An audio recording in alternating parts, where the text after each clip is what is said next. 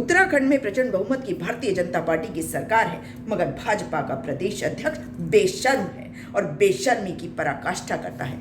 याद करके देखिए कि जब राजस्थान में एक आतंकी ने एक हत्या करी, उस वक्त इन्होंने एक समुदाय को टारगेट करा और कहा कि अपने बाल और दाढ़ी कटवाते वक्त परिचित लोगों के पास जाओ। बेशर्म जो व्यक्ति होगा केवल वो ऐसी बात करेगा। ये देश विविधताओं का देश है, लेकिन समुदायों को टारगेट करने वाला वही व्यक्ति है जो हार गया चुनाव बद्रीनाथ से। अरे बाबा बद्री विशाल से डरो। जो व्यक्ति तिरंगे को फहराने को लेकर एक और विवादित बयान देता है, जो कहता है कि जिस घर पे तिरंगा ना फहराया जाए उसकी तस्वीर मुझे भेजो, अपने कार्यकर्ताओं को ये भड़काता है।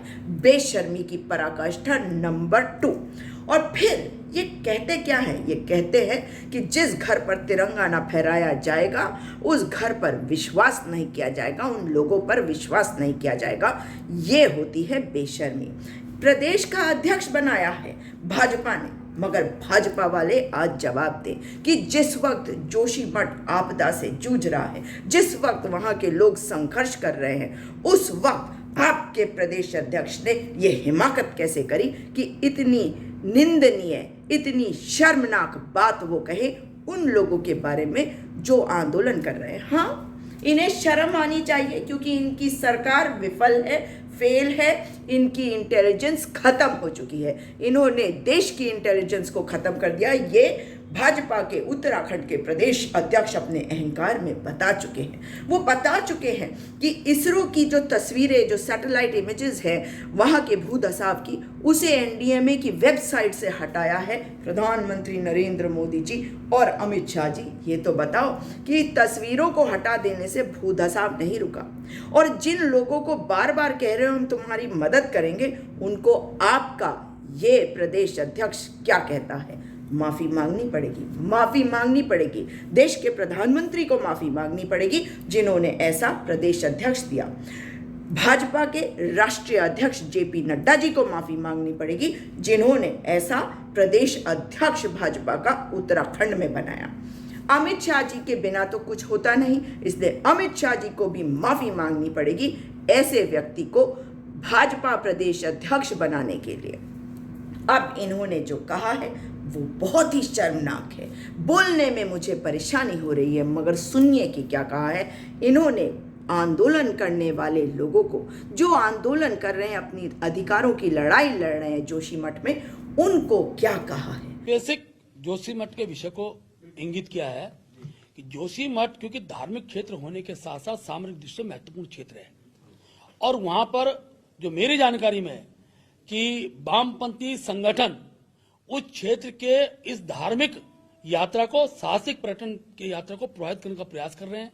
वहां की जनता के अंदर भय का वातावरण तैयार कर रहे हैं। और मैं कह सकता हूं जहां सरकार प्रत्येक प्रभावित व्यक्ति को उसकी मदद करने के लिए कटिबद्ध है, उनकी समस्याएं सुन रही है, और क्योंकि सीमावर्ती क्षेत्र है इसलिए ये विषय इसलिए उठता है कि आखिरकार नेशनल इशू, एक क्षेत्र विशेष में आपदा आती है, कोई जब पहली बार है, कोई जनहानि नहीं हुई है, इसको इस प्रकार से इशू बनाकर आप सीमा के अंदर क्या मैसेज देना चाहते हैं, वहां की धार्मिक यात्रा को क्यों प्रभावित करना चाहते हैं, वहां के साहसिक पर्यटन को प्रभावित करना चाहते हैं, इसलिए मैंने इस विषय को इंगित किया।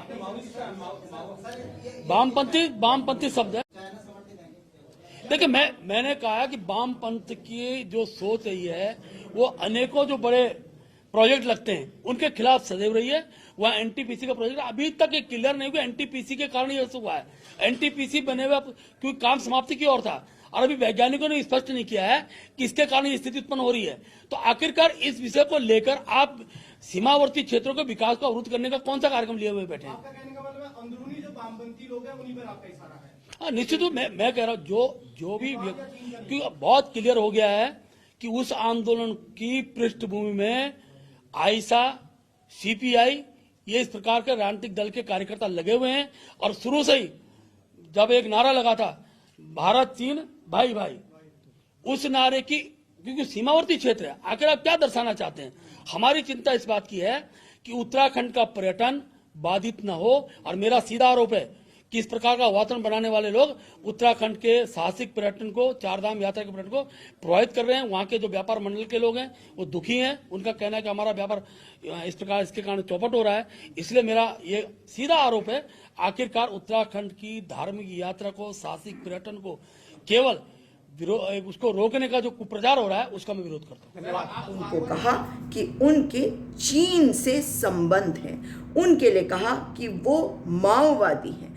उनको माओवादी बता रहे हो तो बेशर्मी करने की हिम्मत कैसे करी थी? बेशर्मी ही तो है कि उन्हीं माओवादियों को, जिनको आप माओवादी बता रहे हैं, उनको अपने घर पे बुलाकर उनसे बातचीत कर रहे थे। अरे केवल बेशर्मी कर रहे हो, बौखलाए हुए हो, क्योंकि वहाँ के लोगों ने निकाल के भगाया था। कैसे भगाया था वो तस्वीरें वायरल हुई थी। जोशीमठ से जो विधायक के टिकट पर, भाजपा के टिकट पर विधायक का चुनाव लड़ा था, वो जब हार गया और वापस वहाँ गया आपदा के बाद, तो वहाँ से लोगों ने उसे भगाया और ऐसी ऐसी बातें सुनाई कि वो कभी नहीं भूलने वाली है।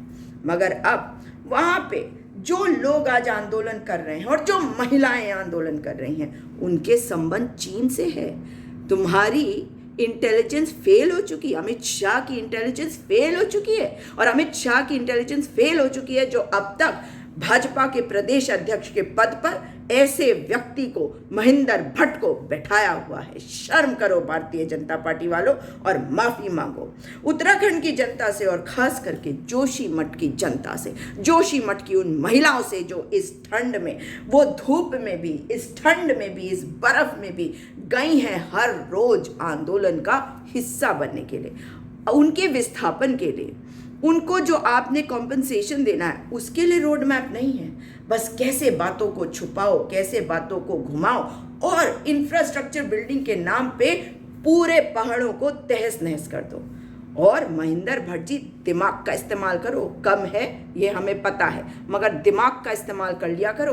जब कहते हो कि वहाँ पे विकास नहीं चाहते, इस वक्त विकास की बात कर रहे हो। जब भूधसाव हो रहा है तब भी वहाँ कार्य चल रहा है, वहाँ कार्य रुका नहीं है। बार बार मुख्यमंत्री ने बताया कि कार्य बंद हो गया। और एक और बात, मुख्यमंत्री पुष्कर सिंह धामी क्यों जा रहे हैं भाई वहाँ पर इन लोगों से मिलने?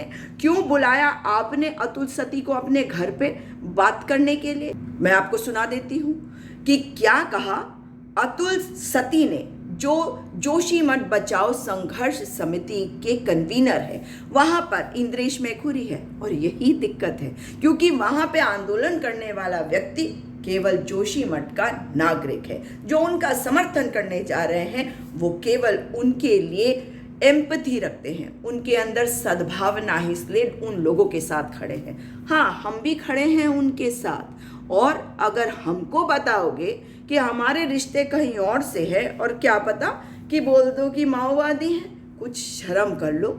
महेंद्र भट्ट जी, सुनिए क्या कहा अतुल सती ने। अभी कुछ देर पहले भाजपा के प्रदेश अध्यक्ष महेंद्र भट्ट जी का बयान आया है। उन्होंने उसमें ये जो जनता बैठी है आंदोलन में, इस जनता को माओवादियों का आंदोलन बताया है। उनका कहना है कि चीन की साजिश है। ये महेंद्र भट्ट वही हैं जिनके घर पर हम गए थे, और 1 तारीख जनवरी को रात को इन्होंने मुझको अपने घर पर बुलाया था और मुझसे पूछा था कि क्या किया जाना चाहिए जोशीमठ में।